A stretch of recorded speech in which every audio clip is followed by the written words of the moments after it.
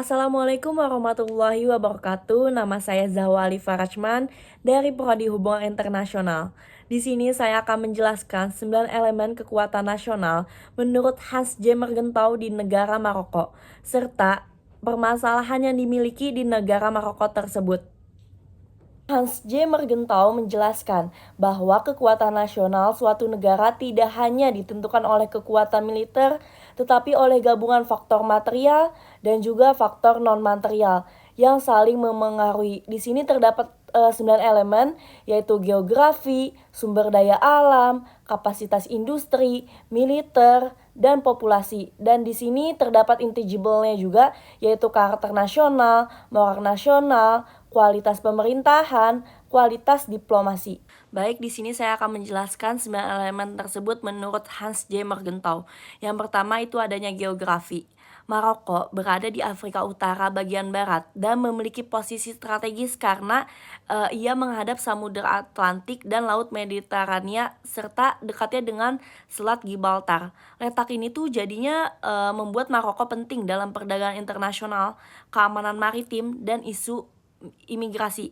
Kondisi alam yang beragam seperti pegunungan Atlas dan wilayah gurun juga mendukung pertahanan dan stabilitas negara. Yang kedua itu adanya sumber daya alam. Maroko merupakan pemilik cadangan fosfat terbesar di dunia, sekitar 60%, yang sangat penting bagi industri pupuk dan ketahanan pangan global.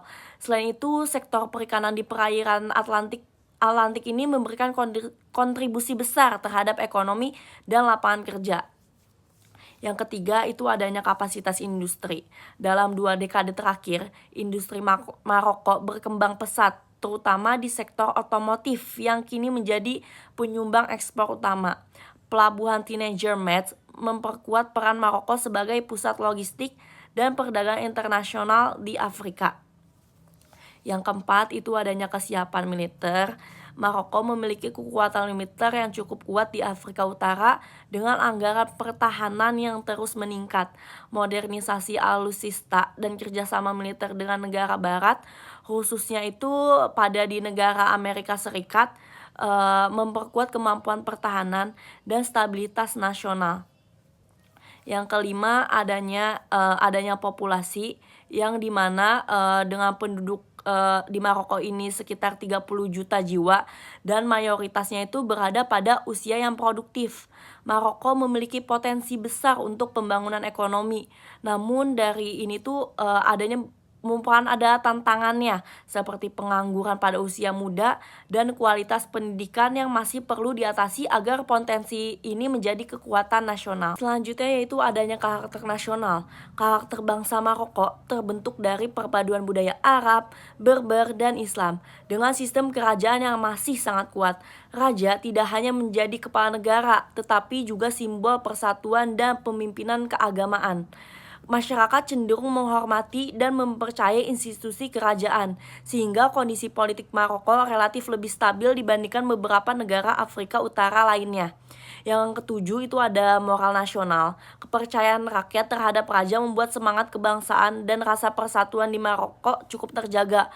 Walaupun ada masalah ekonomi dan sosial, dukungan masyarakat terhadap simbol negara membantu mencegah konflik besar dan menjaga ketertiban dalam negeri.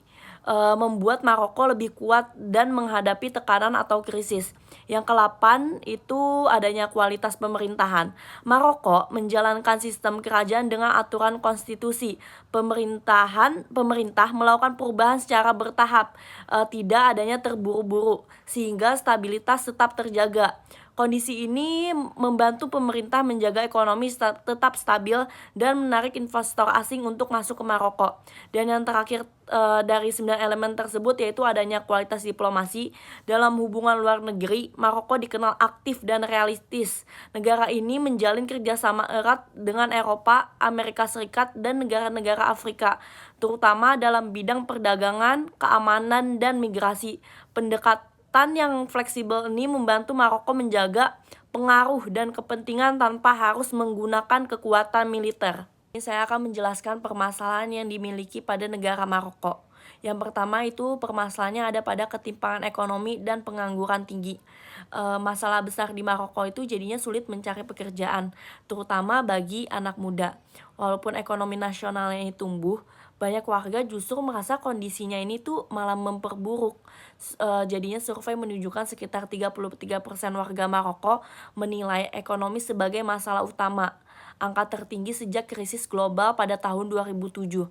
Pengangguran pemuda ini bersifat struktural, artinya lulusan baru sulit terserap pasar kerja. Selain itu, lebih dari 50% pekerja non-pertanian bekerja di sektor informal tanpa adanya jaminan sosial dan pendapatan tetap. Ketimpangan juga terlihat jelas antara kota besar seperti Casablanca dan Rabat dengan daerah pedalaman. Yang kedua itu adanya ketergantungan pada pertanian dan kekeringan. Banyak masyarakat Maroko khususnya di desa masih bergantung pada pertanian. Masalahnya, sektor ini tuh tergantung pada hujan. Dalam beberapa tahun terakhir, Maroko mengalami kekeringan terparah dalam beberapa dekade yang menyebabkan produksi gandumnya itu turun dan banyaknya tuh ternak yang mati. Kondisi ini langsung menurunkan pendapatan petani dan memperparah kemiskinan pedesaan. Pemerintah membangun pabrik dan desalinasi air laut, tetapi biayanya besar dan belum cukup mengatasi krisis air jangka panjang. Yang ketiga yaitu adanya ketidakpuasan sosial dan proses generasi muda. Dari tingginya pengangguran ini membuat banyak anak muda merasa masa depan mereka tuh nggak pasti. Data ini menunjukkan tingkat pengangguran usia sekitar 15-24 tahun mencapai lebih dari 30%. Banyak pemuda justru juga masuk kategori net, yaitu tidak bekerja, tidak sekolah, dan tidak mengikuti pelatihan. Kondisi ini jadinya memicu protes sosial dong, terutama di kota dan wilayah tertinggal. Anak muda menilai kebijakan pemerintah ini tuh belum benar-benar menjawab kebutuhan dasar seperti pekerjaan, pendidikan, dan layanan publiknya. Yang keempat itu ada ketergantungan energi dan resiko infrastruktur. Maroko menghadapi keterbatasan energi karena harus mengimpor lebih dari 90% kebutuhan energinya. Ketika harga energi global naik, biaya hidup dan biaya produksi industri ikut meningkat. Walaupun Maroko ini aktif mengembangkan energi terbarukan seperti tenaga surya dan angin, transisi ini tuh jadi membutuhkan waktu lama sebelum bisa mengurangi ketergantungan impor secara signifikan. Yang kelima yaitu adanya infrastruktur sosial dan kesehatan yang belum merata. Akses layanan di Maroko ini kan belum merata. Jadinya efisiensi rumah sakit publik rata-rata hanya sekitar 69%, menandakan pengelolaan yang belum optimal. Selain itu terdapat kesenjangan besar antara kota dan desa dalam akses dokter. Karena kenapa? Pastinya di kota ini lebih banyak pada akses dokter ya daripada di pedalaman. Pada fasilitas kesehatan tersebut kan, serta layanan ibu dan anak juga tuh masih kurang gitu. Kondisi ini membuat banyak masyarakat gak puas jadinya terhadap sistem kesehatan nasional. Yang keenam itu adanya kesenjangan pembangunan regional. Pertumbuhan ekonomi Maroko sangat terkonsentrasi di wilayah pesisir di kota besar seperti Casablanca, Rabat, dan Senghir. Sebaliknya daerah pedalaman dan wilayah selatan tertinggal dalam hal infrastruktur dan lapangan pekerjaan. Ketimpangan ini mendorong migrasi besar-besaran ke kota, meningkatkan tekanan sosial dan masalah urbanisasi. Yang terakhir itu adanya pada masalah ketergantungan ekonomi dan tantangan integrasi global.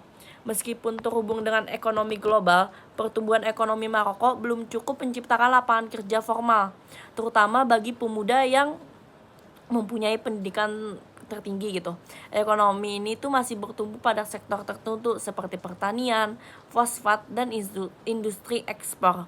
Sistem keuangannya juga tuh dijaga ketat, memang menjaga stabilitas, tetapi juga membatasi arus modal dan investasi. Akibatnya manfaat globalisasi dan pertumbuhan ekonomi belum dirasakan secara merata oleh seluruh masyarakat. Sekian penjelasan yang saya telah berikan. Semoga penjelasan tersebut terhadap Maroko dapat mudah dipahami, dan juga terima kasih yang sudah menyaksikan. Wassalamualaikum warahmatullahi wabarakatuh.